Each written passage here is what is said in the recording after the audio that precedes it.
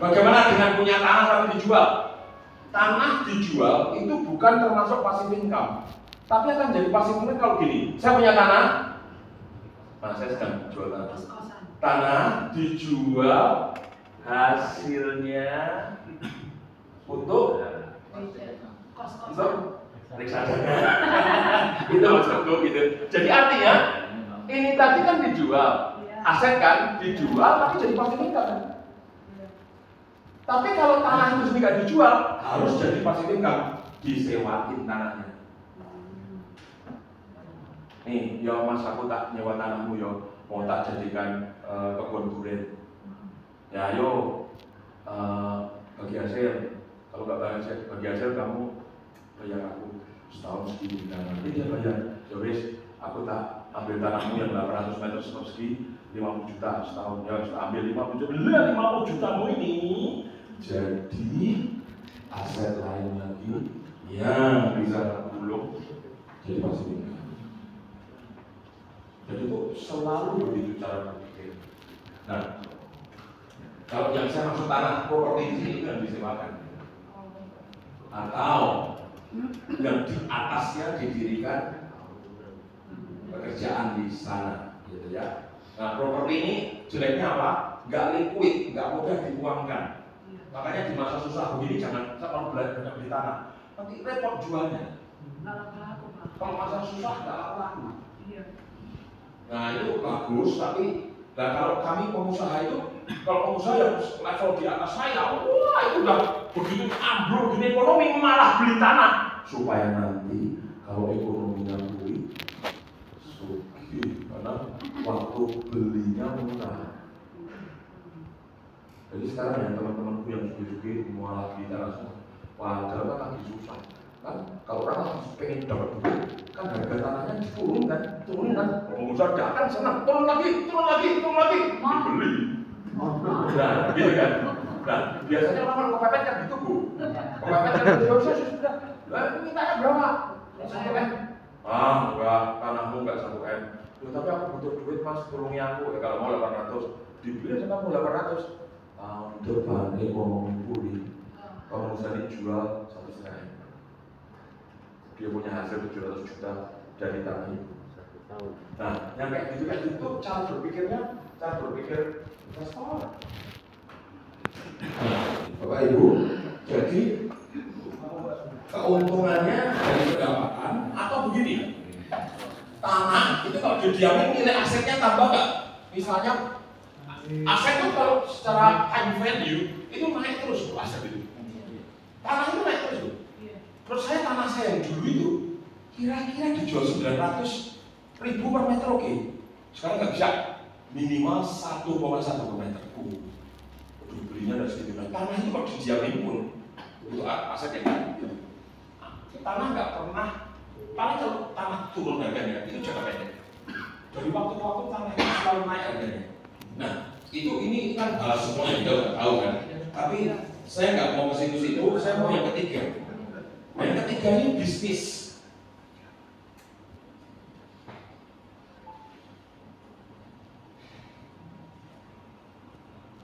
Bisa nggak Anda, misalnya ada di sini, bisnis yang berjalan tanpa kita.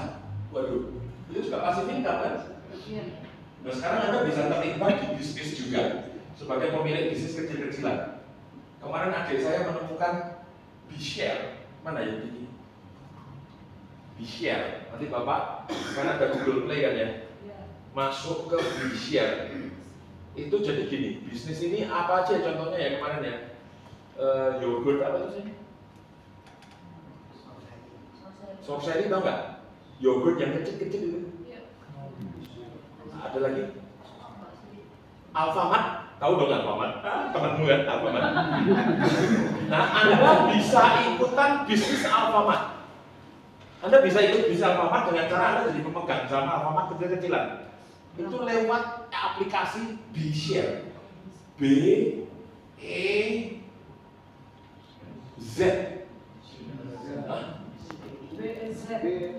B-I.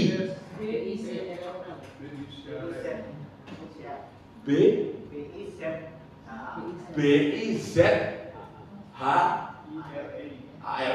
B-share biasa. Nah, kalau Anda masuk ke situ, maka di situ banyak sekali perusahaan yang mau berbagi kepemilikan sama Anda. Bahkan pendeta-pendeta bisa gini, aduh, aku punya uangku kecil-kecilan tok ya tak melok-melok usaha Alfamart. Share cilik-cilikan gitu. Nanti karena share cilik ya nanti labarnya dibagi Anda beng-beng. Tapi daripada uangmu enggak meningkat, itu bisa juga ikutan itu B-share itu B-share gini. Salah satu ide aja yang adikku nemu, bagus juga ya. Ini berarti modal kecil yang uang cuma ratusan ribu, ternyata bisa ikutan bisnis. Tapi nggak perlu mikir bisnis. Alfamart yang mikirin manajemennya, Anda cuma bobok, Anda nitip duitnya diputerin Alfamart gitu loh. Itu B-share, itu bisa. Nah kayak gini banyak banget. Sehingga ini menolong masyarakat supaya jemaatmu nanti kalau tahu B-share, jemaatmu bisa gini. Sing aman di perusahaan itu B-share banyak kan? Sing aman ya short selling, terkenal itu. Kalau kita punya duit di situ, oh dia ngembang, bisnis itu akan ngembang dan Anda dapat passive income. Nah itu passive income, oke? Itu bisnis dari franchise dan sebagainya. Saya sudah sangat teknis loh ini ngomongnya loh. Saya langsung akhiri dengan ini aja, pengeluaran. Itu saya pendapatan. Sekarang pengeluaran. Pengeluaran itu ada 4 jenis, Bapak Ibu Saudara. Hati-hati. 1. Pengeluaran produktif. Pengeluaran produktif. Ini adalah semua pengeluaran yang membuat pendapatanmu naik.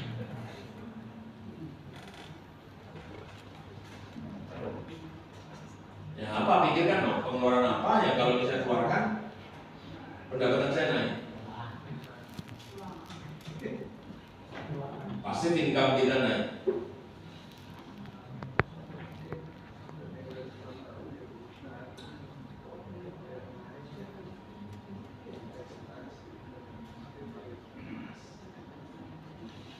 Yang kedua, pengeluaran yang konsumtif. Ini kalau pengeluaran Anda keluarkan, maka tidak meningkatkan penghasilan. Malah ini hanya menghabiskan nilai guna suatu barang. Ini konsumtif banget, saya nggak mau jelaskan ini deh. Konsumsi tok ini. Jangan kaget loh ya, 90% kegiatan sehari-hari kita itu aktivitas konsumtif. 90%. Pengeluaran ada 2 macam. Saya udah kasih di situ ya. Satu, pengeluaran langsung hilang, langsung habis. Seperti apa? Beli. Itu pengeluaran langsung habis, hilang. Minum, beli baju, ini termasuk langsung hilang. Pengeluaran yang langsung hilang. Tapi ada pengeluaran yang pasif. Artinya gini, cicilan mobil. Anda nyicil mobil, itu pengeluaran terus. Ada bobok pengeluaran terjadi. Setiap bulan cicilan gulung terus. Mobil nilainya turun, tapi uangmu terus keluar. Itu pengeluaran pasif. Misalnya, Anda cicilan properti rumah, itu juga gitu. Itu hati-hati kalau nyicil gitu hati-hati. Itu passive spending atau pengeluaran yang pasif. Jadi pengeluaran ada 2, yang langsung habis sama pengeluaran yang pasif. Maksudnya Anda bobok itu pengeluaran terjadi itu dikurangi. Dan ketiga ada pengeluaran yang tampaknya produktif, ternyata konsumtif. Misalnya beli mobil, wah, tampaknya produktif, ternyata konsumtif. Bisa jadi itu. Kalau saya misalnya saya nambah karyawan, aku pikir kemarin saya rekrut manajer ini bisa imbal hasilnya saya bisa ditolong pekerjaan saya sama manajer ini, ternyata enggak, manajer ini persoalan. Jadi adanya saya bayar dia mahal, ternyata orang ini bermasalah di perusahaan saya. Gara-gara dia, konflik terjadi. Dia pribadinya nggak bagus, kepemimpinan jelek. Waduh, berarti pengeluaran membayar dia gaji tinggi itu bukan pengeluaran produktif. Konsumtif artinya, waduh, nggak bagus pengeluaran saya itu. Nambah mesin baru di perusahaan, nambah mesin baru, kita pikir bagus. Ternyata enggak, biaya perawatan mesin nggak dihitungkan, misalnya, dan sebagainya. Jadi income-nya malah tidak nambah gara-gara pengeluaran yang tampaknya produktif ternyata konsumtif. Hati-hati ya, hati-hati yang seperti itu. Yang keempat, pengeluaran yang tampaknya konsumtif ternyata produktif. Ini kebalikannya nih. Misalnya pengeluaran kelihatannya konsumtif tapi produktif apa? Pengeluaran untuk beli buku. Beli buku kelihatannya buku itu kelihatannya konsumtif tapi produktif. Gara-gara baca buku tentang investasi, berkembang pikiran saya dan saya jadi hebat investasi misalnya. Berarti pengeluarannya apa? Kelihatannya konsumtif, produktif. Oke? Kayak Benjamin Franklin Amerika, dia bilang gini, 1 sen ditaruh di kepala akan kembali jutaan kali ke kantong saya. Cukup menaruh 1 sen di kepala, maka akan balik ke saya jutaan kali di kantong saya. Artinya begini, tambahkan pengetahuan dikit, maka jadi duit di sini. Oh, ternyata investasi yang bagus itu leher ke atas. Ada lagi yang kelihatannya konsumtif, ternyata produktif. Apa tuh? Beli bensin,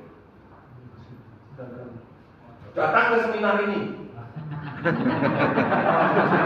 Kelihatannya konsumtif kan?